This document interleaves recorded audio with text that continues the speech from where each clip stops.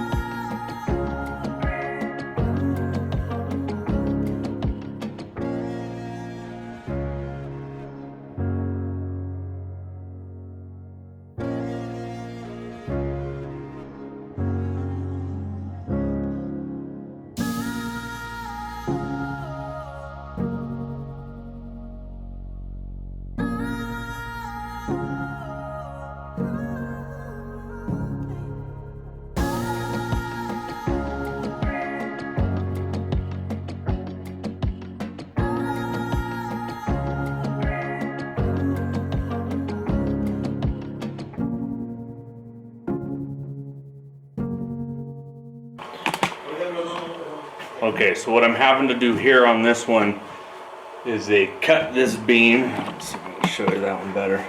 So they notched this one out so you didn't whack your head on it. Of course, that's completely illegal and not against code to have your 2x8 cut down to 2x3.5 on the top part. So I'll show you kind of from this angle.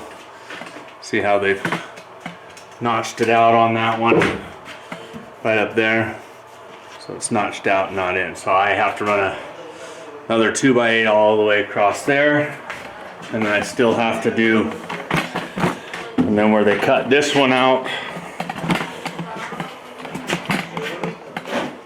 right here, even though they put the beam on here and then they just kind of left this open, I still need to run a 2x8 across the front of this one just to support this corner more.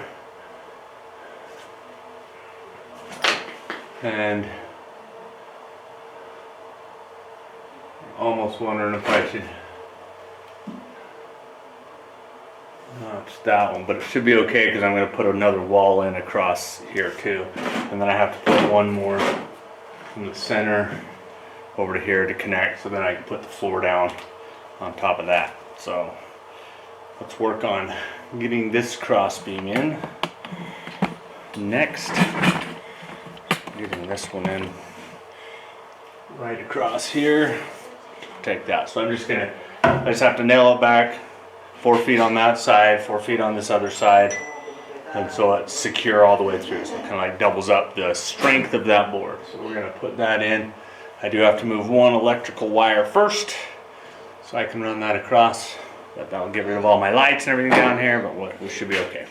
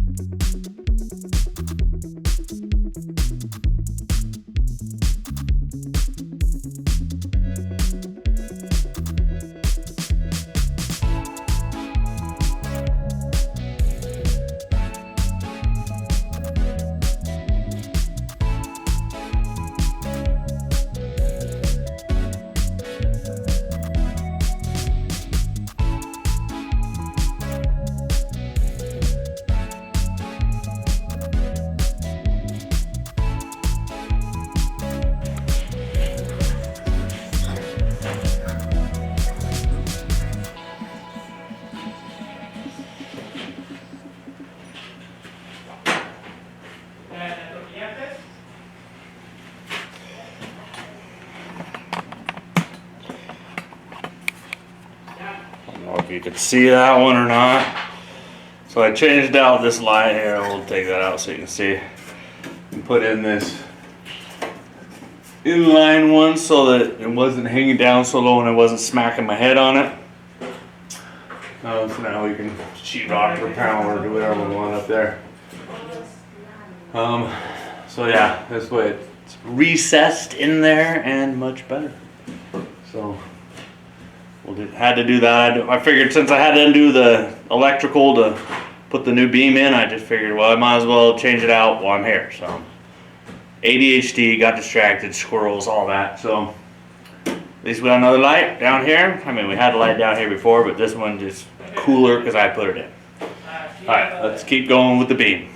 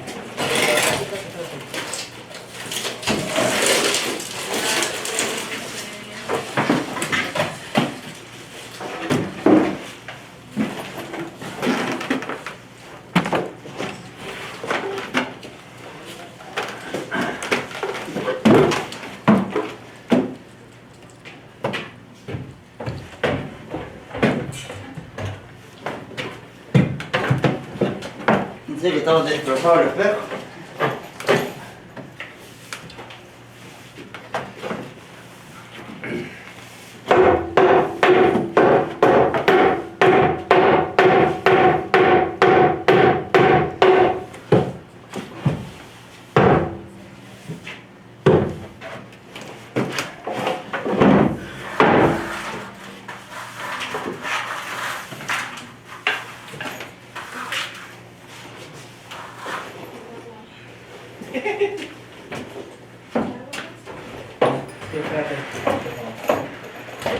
¿Ahora sí entró?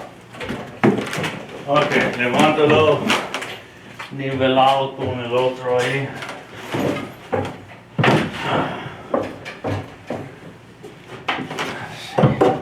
Ok, ahí. Ok, ahí. Yep.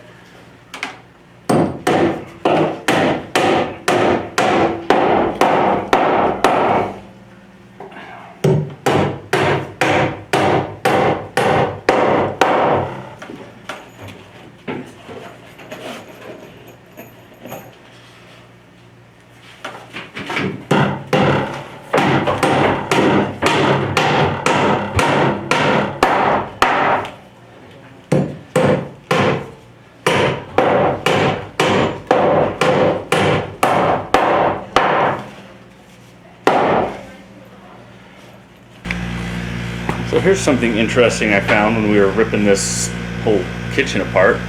If you look up here on the ceiling, it's got cross hatches, like an old, like where they're doing, what's the term, circulate heating and stuff on it. So on that one, I guess it put wires through the ceiling and meshed it between two pieces of sheetrock, and then it was like their radiant heating and stuff. I've never heard of that done in sheetrock, and I didn't expect it to be done here. I mean, this house was built in 1960, so maybe that was common back then. I've never seen it in any of the other projects I've done, so it was really interesting for me to see that. Anyway, so yeah, we're ripping this apart, patching a bunch of the holes that we have. and we've ripped off most of the ceiling. Hopefully we get that all put back together tomorrow and square up and get it at least mudded so we can come back in later on and paint it. I'd like to close it up because it lets all the cold air right outside, so putting on the AC doesn't do any good. And it's about to get 100 degrees down here any day now, so I want to get that part fixed up.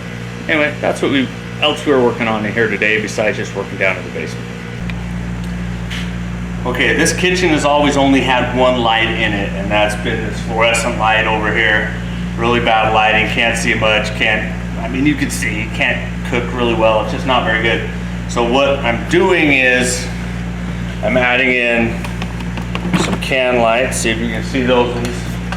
Right up here, I'm gonna put 2 here and then 1 over in this corner. I've already installed these 2. Sorry you missed it, it wasn't that exciting because they're super easy to install when you have open framing.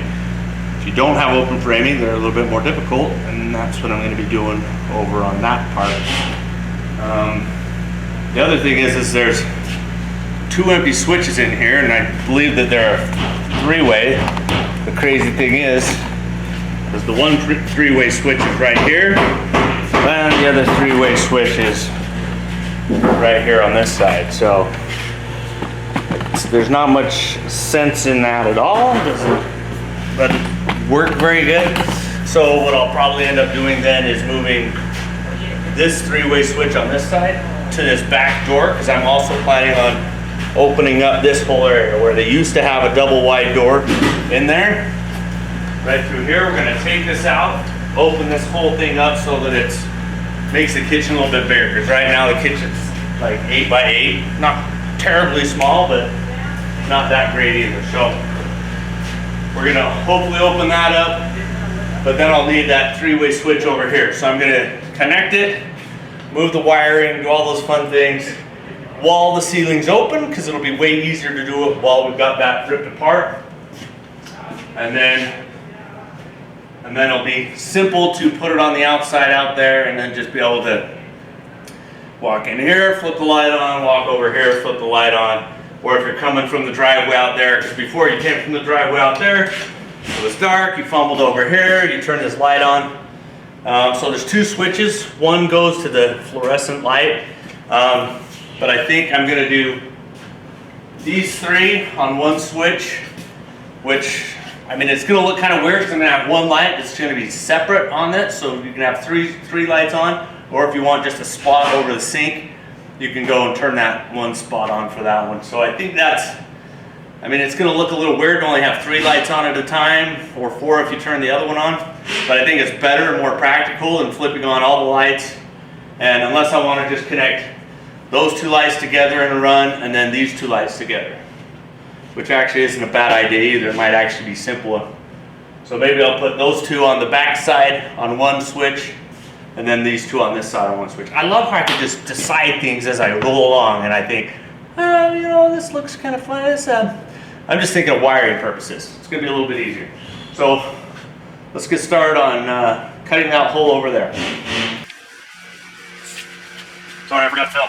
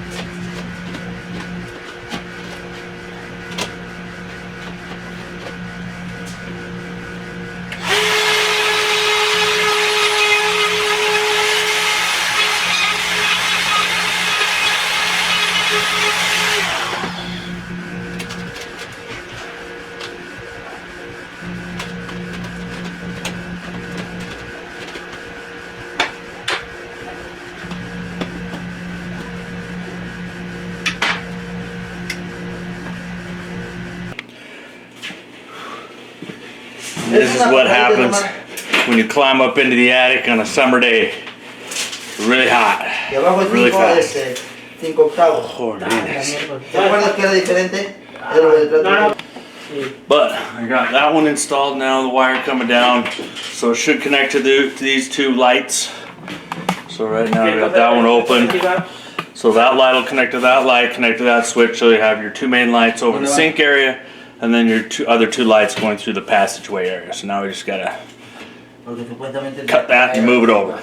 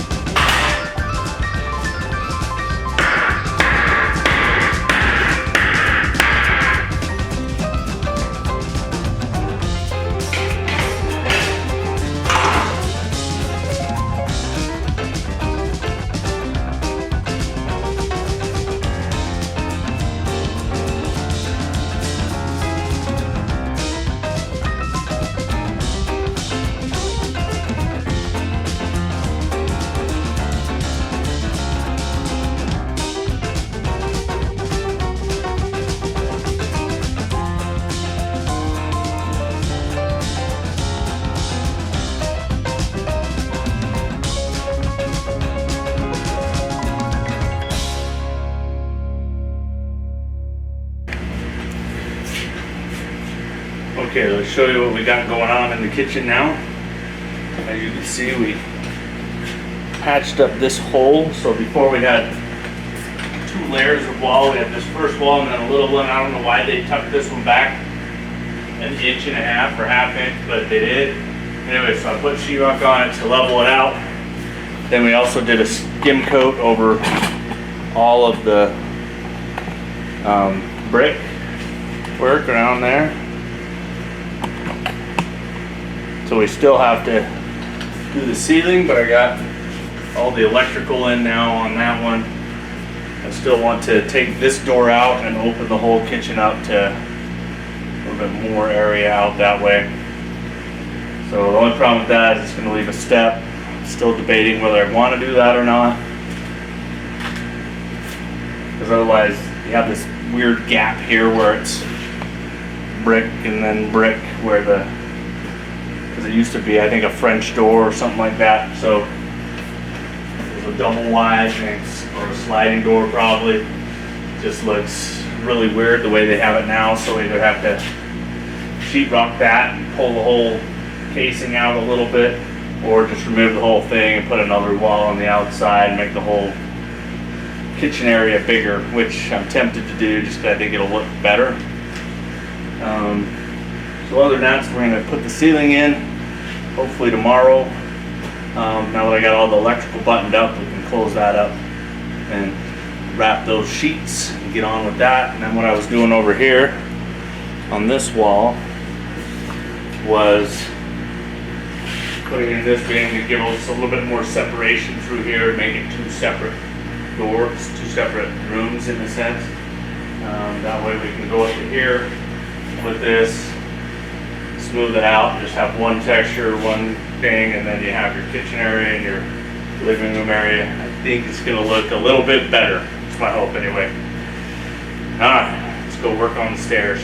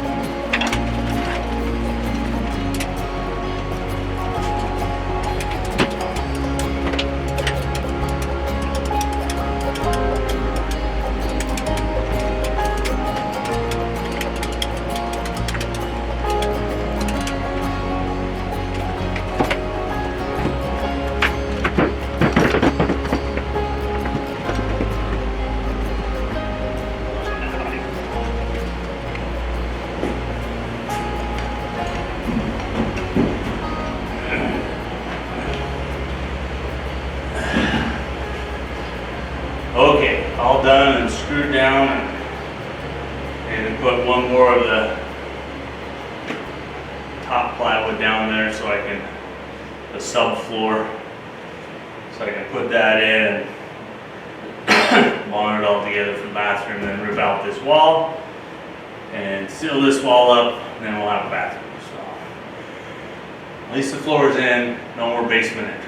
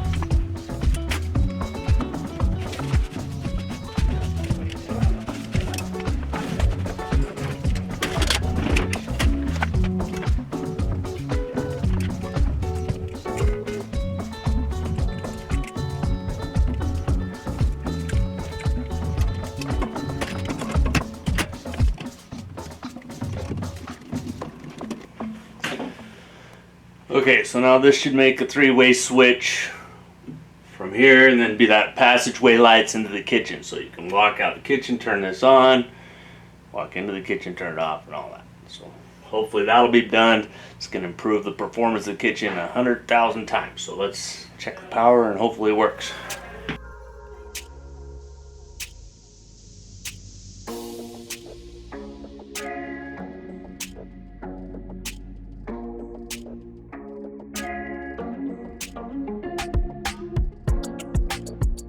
Okay, so we've come to the end of this week's video. Hopefully you enjoyed it. Hopefully you can see we got a lot done. We got all the ceiling mostly put up. We need to get one more layer because this is double sheetrocked on this one. We got all the walls done, lights put in, tons of fun things like that. I'll show you out here too. And then we got the drywall done over here on the stairs as well. So mostly done with all of that. And then so all we have to do is like a second coat on everything, and then after we get all that second coat on, we should be good for doing a, well, we're doing a skim coat first, then we're going to do a texture coat, and then we should be able to paint it. I ripped up the floor in the living room too, so after I might put the floor down first and then paint it all later. So we'll see on that one. We also want to paint all the cabinets and stuff for the kitchen to be done. But for now, that is it.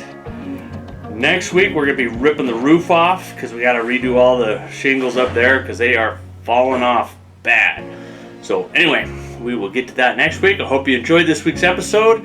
Lots of fun, starting to warm up down here for sure. And it's always a good time in St. George for construction. Anyway, we'll see you on the next one. Oh, and if you haven't liked yet, make sure you do it. And if you haven't subscribed, well, I could use a couple million more. So click that button. See you on the next one.